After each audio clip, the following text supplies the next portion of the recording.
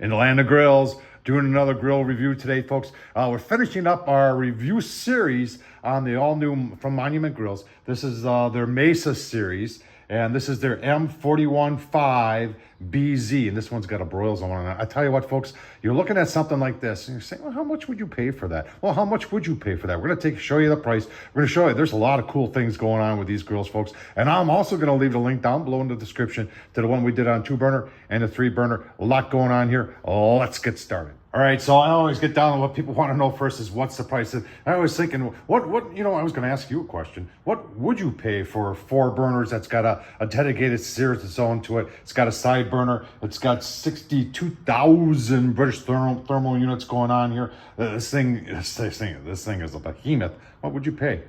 What if I told you it was $475? That's what it is. The thing I love about all these Monument grills is, number one, they're well built. They're well built, they use quality materials inside, and the prices are affordable. I said in a video yesterday when I did on the 3-burner, I kind of compared it to the Weber, and the thumbnail showed that I had a Weber shirt on. And I'm starting to think that these things are, because Weber has kind of priced himself out of the market for a lot of us. There's still people that can afford it. There's still people that are willing to fork over $1,200 or more for a gas grill because it says Weber. And I think, folks, you owe it to yourself to look around and see what else is out there, because that's what Weber has done by pricing things so high. So and that's where Monument comes in. They've noticed that there's going to be a gap there in the gas grill industry, and just said, I think we can fill that gap by making an honest, well-built gas grill. And these are it. They need to start. And you're saying, well, Tommy, you haven't been doing much cooking on. Well, I've got a whole bunch of videos coming up where I'm cooking on that red one quite a bit. And you know what? Today, because of that sear station, got some steak. Yeah, so keep on watching. Toward the end, we're going to make some steak on that. Let's go around. Let's look at some of the specifics. Talk about what it can do, and get inside and show you. It's got cast iron grades. So talk about that window, too. It's really pretty cool technology. All right. Now, enough of that. Let's keep on going. All right, so a lot of the good information is from monumentgrills.com, and that's where I want to go. And if you're interested in any of these, I'm going to have a link below in the description where you can get 8% off. And this gives you your dimensions of it, and they talk about max temp of 700, and it takes 5 minutes to reach 500, 10 minutes to reach 650, 15 minutes to reach 685, near maximum 10. We're going to try that all out. We're going to fire it up and see. I'm going to have a video coming up too that's going to feature this and how I put it together. And you talk about the side burner right there. That's 12,000 BTU, and then the rest is 62,000 BTU. This has got some. I'll tell you what. Let's just look at our own dimensions so you have a better understanding of how big. So starting with the side shelves, 14 by 18, and the same on this side. And this is where you've got your side burner, just right there. That's really kind of cool. And we've got doors down below where your propane goes. I'll show you that. And you've got your propane holder right there. That bar just flips up over your propane. Now, take a look at the doors. Look at how they're double walled. That just makes them, more sturdy, more likely to last a long time. And there's a lot of stainless steel on this piece of equipment. You're wondering about assembly? It takes about a half an hour to get it out of the box and about another hour to put it together. Keeping with the outside here, you've got a clicker here. Now, they have individual igniters for each burner. So you can start wherever you want. If you want to light this one first, there's a lot of them, and I have an older Weber Spirit that you've got a light. There's a bar on the back that lights it first, and then every one of these after that. And I've had other gas grills where you had the light in sequence, whereas this one you can light any one you want at any time. Same with the side burner. Now, a little button over there. Look at that. So you've got lights in there, and I didn't know this until I put one together. And then when you turn it on, they go red. I just think that's really kind of cool on a very affordable gas grill. Now, if you got to have a bottle opener, there is a bottle opener in the back. What I like about this is it's got the shiny surface, is a baked on enamel coating, and they've got this throughout the inside and the outside. It just makes cleanup a lot easier. And then as far as grease is concerned, here's a grease tray, and I've already lined mine with aluminum foil. It just makes cleanup a heck of a lot more easier on you. The total weight of this thing, if you're wondering, is right around 100 pounds. I tell you what, let's get into the inside and show you all that. All right, so before we open up, they got a new detail this here where this is cast aluminum on the sides. They've got an updated temp control, and I like this big handle, and it doesn't get hot. When I've been using that one over there, the handle does not get hot, and the way they've got the hinge set back a little bit, it makes it really very easy to open. And I'm not really sure, and we'll just take a look because I've been using this one quite a bit. This clear view technology they're using on these windows. I mean, look at that. I mean, I did wipe it down a little bit. I did, you know, I did golden brown chicken legs on here, which is going to be a little bit on the greasy side, and still see through the window just fine. So very impressed with that. Let's take a look at the inside. So on the inside, you've got porcelain coated enamel warming grate up here, and that is 24 by 7 inches.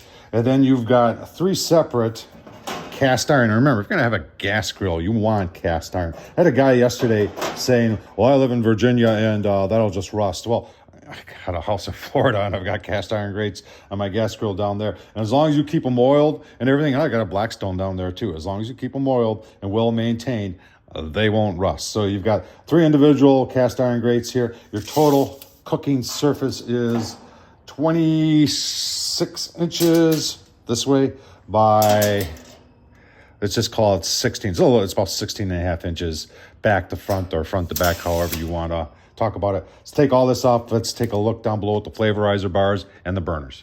All right, flavorizer bars are made out of that same enamel coated porcelain coating enamel, and it's too bad they didn't have an option for these to be stainless steel. But you know what, Weber's got these too, and they make them out of stainless steel, and I've had to replace those because they do rust out on that.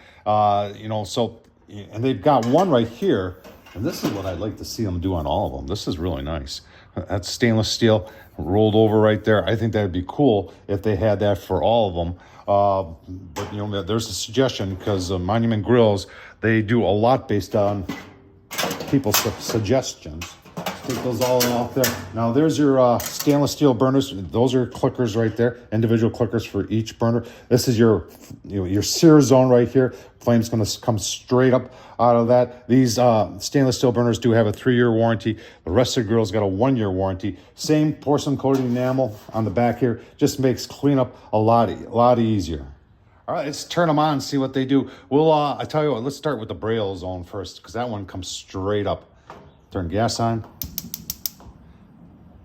And then next one. Next one. Next one. Oops, I got to turn gas on.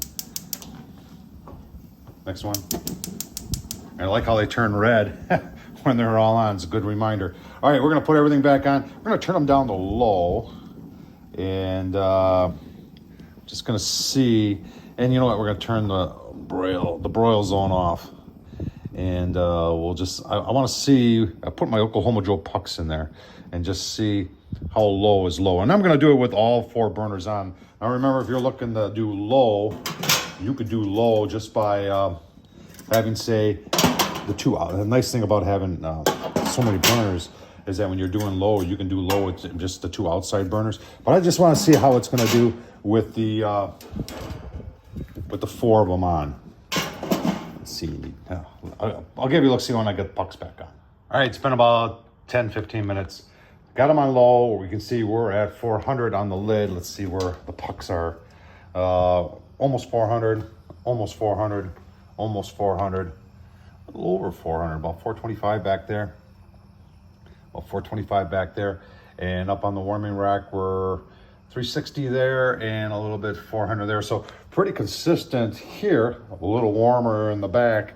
And then the warming rack is cooler on the left-hand side. All right, we're gonna take these off. We're gonna put our steel targets in there, use our infrared. Somebody asked me why I don't use these for the high heat. And it's not that they can't go to high heat. They can, they go to 650, but there's an adhesive in there with this glass and that metal, and anything over 500, and well, yeah, they start to fail. So take these off, get the targets in there, turn this up, and actually we're gonna put 2 targets. I think we're gonna put a target right there and turn that Broil Zone on too, and see what the temps are. Well, I don't think there's any doubt whether or not it gets hot in the Broil Zone. Look at that, holy cow. And we're just about pegged out at 800. So I'm probably pretty sure that when you're using the Broil Zone that you should do it with the lid open. Let's just see. I've only got 4 of these targets, so I apologize for that. And over here we're 650-ish. Oh wait, this has only been about 5 minutes. Right here we're 700. Yeah, over here we're definitely 850-ish. And in the back, almost 900. So if we go around the back here on the individual piece of the cast iron, you can see we're in the 700s. I'm gonna shut her down now, and then you know what, in about an hour I'm gonna be getting hungry, and we're gonna do some cast iron potatoes and some steak. So sorry about that, doing 2 things at once. Give you a look. Right, we're gonna start dinner here. Got some potatoes. We're gonna do cast iron potatoes, and got them tossed in a little bit of oil here. I love this Zhang stir fry oil. This is cottonseed oil, and this is infused with garlic, onion, herbs, and I tell you what, oh, it's so good. And then of course a little bit of Lori seasoning tossed in there also. That's gonna go in a cast iron pan. Get those good browned up. We'll pull that off to the side, and then sear up our steak. Oh man. Speaking of steak, if you can find chuck ice steaks, they're very, very affordable. And I just got it seasoned up with some Weber steak and chop, and I actually like stuff. It's very good. So that's what's going to be going on the grill. Clear view window, folks. Works very nicely.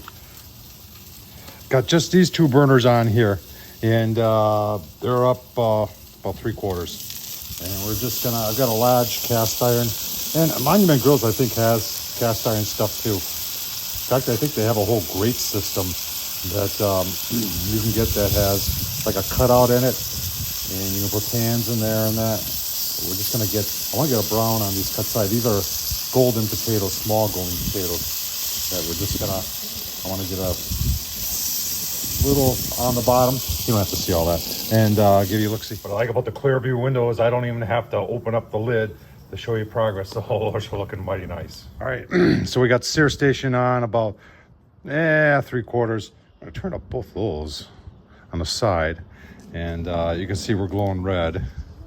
Trying to give you a temperature there. Yeah, 800. Taters on the side. None of these. This is over. I have both those off over there, but believe me, that'll stay nice and warm. Let's get our steak on. All right, here we go with steak.